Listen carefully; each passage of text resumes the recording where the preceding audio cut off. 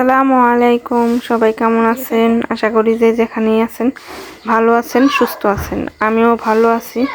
তো সবাইকে জানাই স্বাগতম আমার ছোট্ট পরিবারে। তো প্রতিদিনের মতো আজকেও নিয়ে আসলাম আপনাদের মাঝে ছোট্ট একটা ভিডিও। তো আজকের ভিডিও শুরু করছি। মা হলো যে দেখেন ভুট্টা আনছে। তো এই যে ভুট্টাগুলো হলো লাঠি থেকে ছাড়াইতেছে, ছাড়ানোর শেষে এই যে রোদ্রে দিল।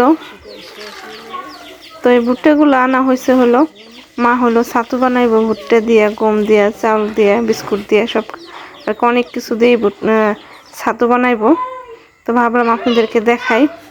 আমরা গ্রামের মানুষ যারা আছি সবাই এই খাবারটার সাথে পরিচিত।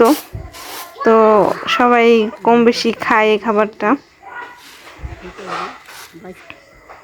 তো এই যে দেখেন এই গমগুলো দিব, গমগুলো হলো মা পরিষ্কার করে নিল।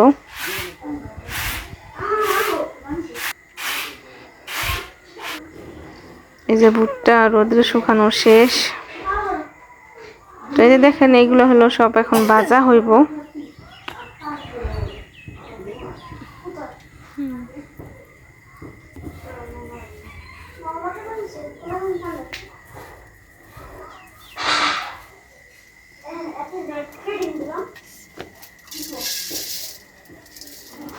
তো প্রথমে মা হলো চাউলগুলো ভাজে নিতেছে। এই যে দেখেন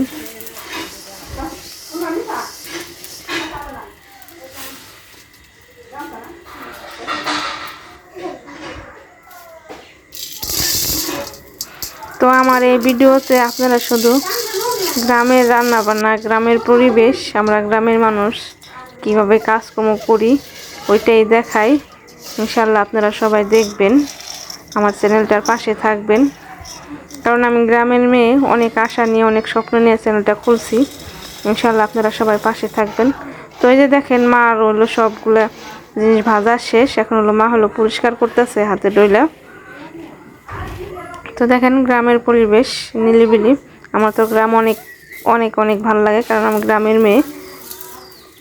তো এই যে দেখেন সব কিছু হলো মিক্স করতেছে।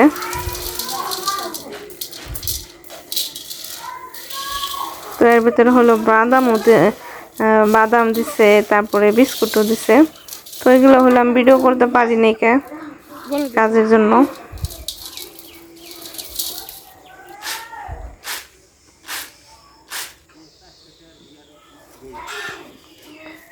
এই যে দেখেন এগুলো হলো আব্বারে হলো বাঙ্গাইতে দিছিল বাজারে।